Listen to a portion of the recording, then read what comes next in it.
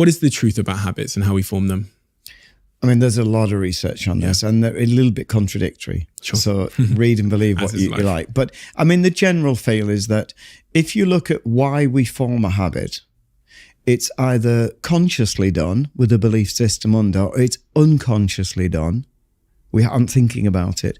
A common one, for example, a poor habit is, and I use this a lot when I do keynote speeches, to say to people, when you go home, if you're with a partner that you love, how do you present to them when you arrive?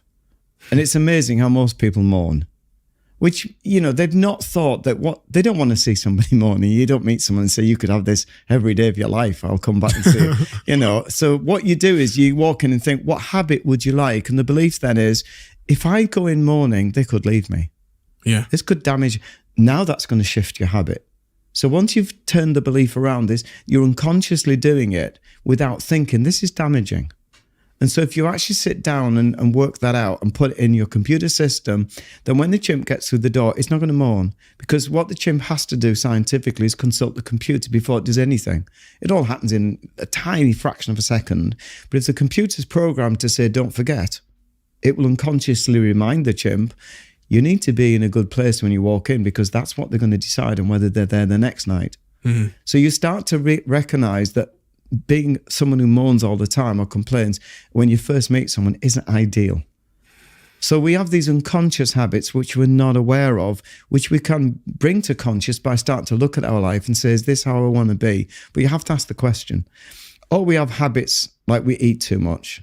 Now, these are different because the first one wasn't based on a drive. It's just based on a behavior that we've got into a pattern. The eating habit's much more complex because now you've got not only a behavior that we've got into, like eating too much or eating the wrong things. We're driven with an incredibly powerful survival drive to eat.